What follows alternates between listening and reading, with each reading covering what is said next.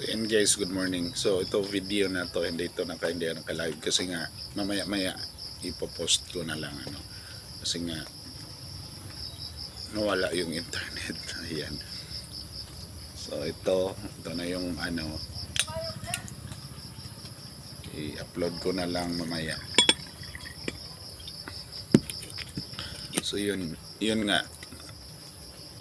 Excuse. Kahapon yung naputol yung story ko kasi biglang nawala yung internet connection. So yun, may mga pangyayari na so yung mga barangay officials ko, ako may appointment kami doon sa hindi dito sa area namin, doon sa ibang yun, sa malayo-layo. So yung pinuntahan kami. So yun.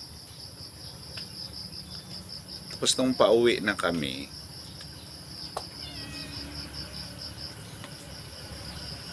ano ba yun, yung parang kasi ngayon yung nasabi ko doon sa short live ko kanina na yung yung tulay yun, yung bridge na yun. So kailangan naming umikot ng napakalayo para makarating doon sa area kasi hindi kami makadiretso ng ganon.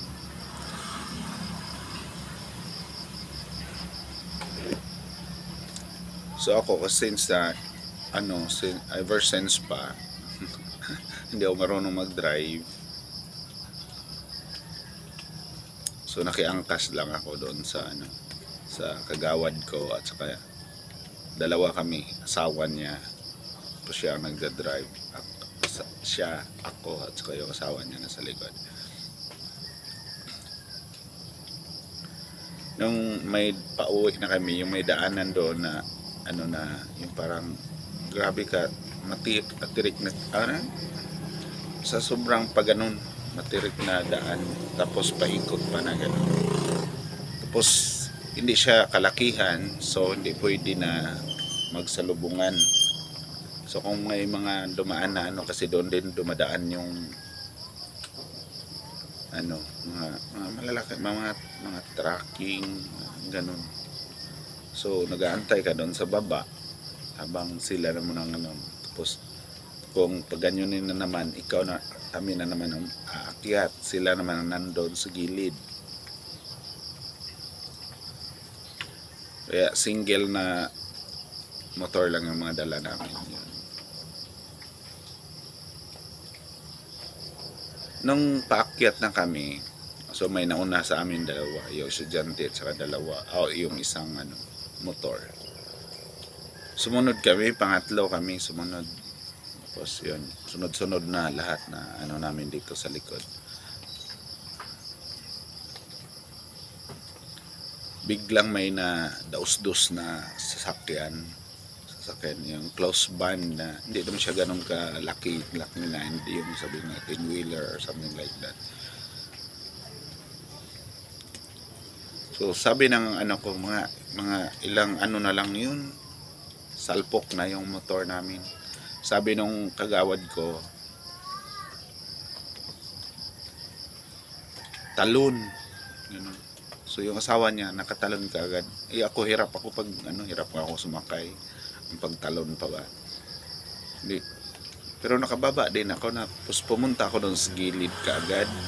Tapos yung motor kaagad din siya punta doon. Tapos yung asawa niya nandun sa kabilang side.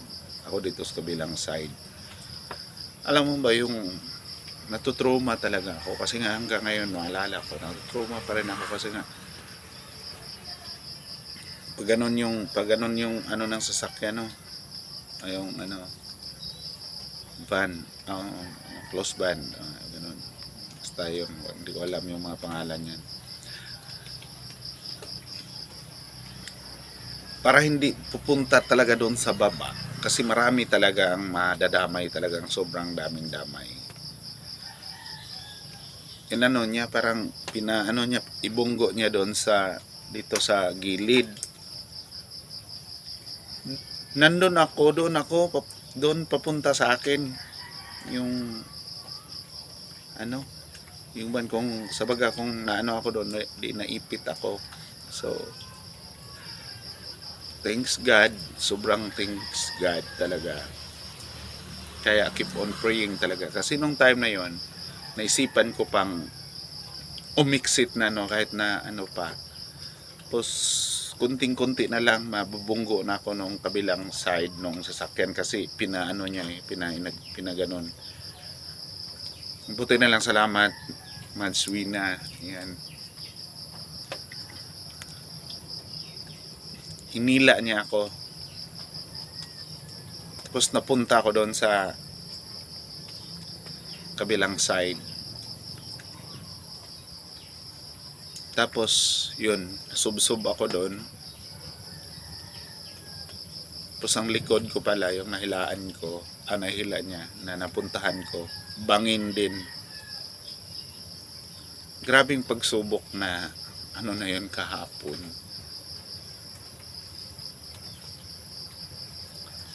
Pero salamat sa Panginoon. Yun yung sinasabi ko. Ito nakalagay sa itong wallet ko na to. Nakalagay ito sa nakalagay sa bag. Kasama ng isang wallet ko, yung sling bag ko. Kinuha ko talaga siya. So ito yung talagang inipit ko na kasi nandito lang yung phone ko eh.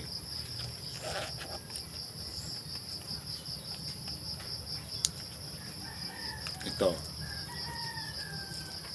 Saka ito again. Ito sila ang at saka siguro din ako ng sinave din ako ng mga ng tatay ko kasi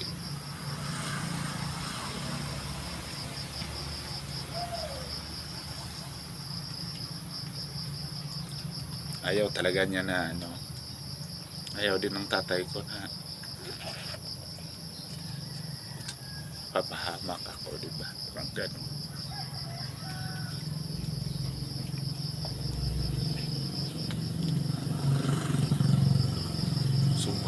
Sobrang nanginginig talaga ako. Hindi ako. Tapos ang ko, yung parang sobrang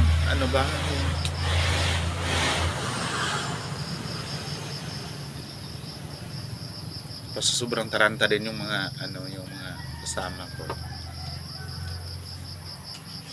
Hingi ako ng tubig kasi hindi ako makahinga.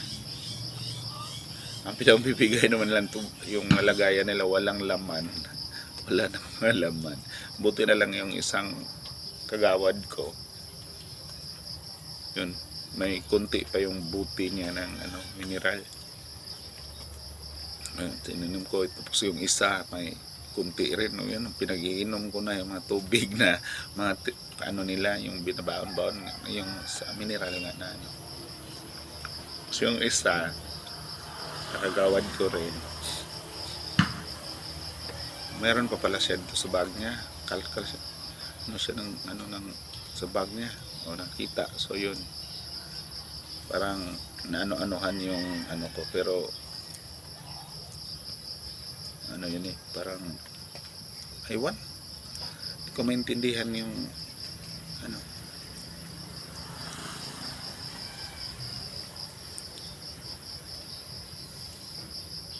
pero kasi kung hindi niya yun, hindi niya ba yung tawag nun, yung ginanon niya yung sasakyan. So, maraming madadamay talaga. Marami talaga. Kasi nga, diretso yun eh. So, ang daming nandun sa baba na nakasunod.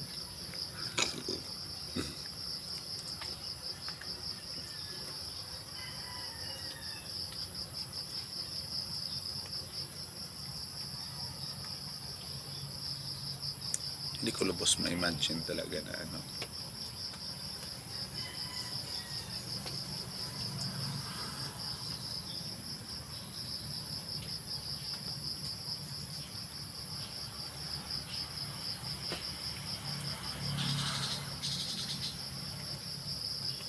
mangyari yung gano'n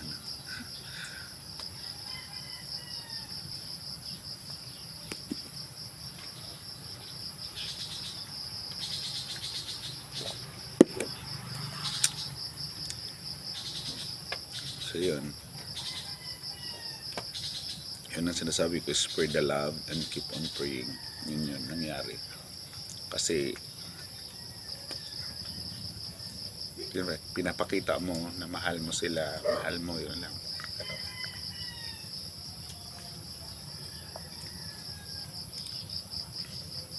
Tinutulungan mo kung anong ano. So kahapon doon ko na ano din na yung mga taong ano, hindi ka pabaya,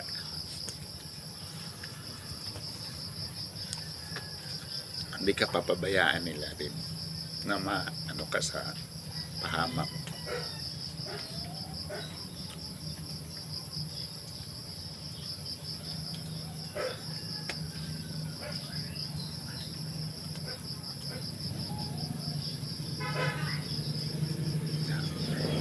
Ano ako, parang na-trauma ako. Na-trauma ako kahapon. That's the first time na nangyayari sa mismo sa akin na ano, yung mga ano lang sana, yung mga mild lang tulad ng pagkapilay ko, yun okay lang. Pero yung ganon na ano na talagang na-trauma ako.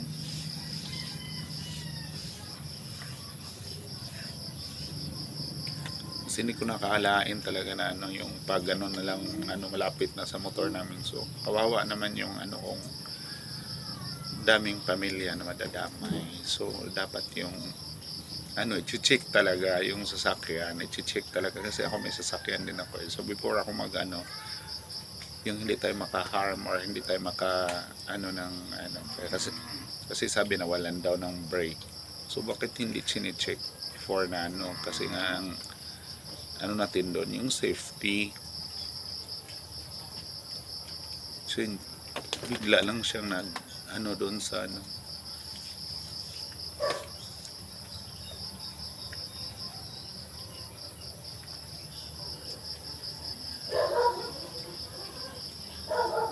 mabuti ka mo yung estudyante at saka yung sumunod, nakalihis la kaagad. Kasi kung naumpisahan yun doon, hindi na yung makaano yung driver na i ano sa gilid yung sasakyan. Diretso yun sa amin. Paano pa makatalon ka pa ba?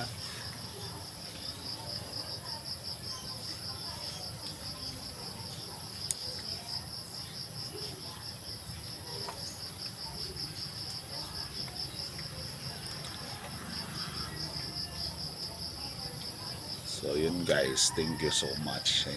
Thank you. And then thanks God talaga, sobra thank you Lord. And then well, thank you.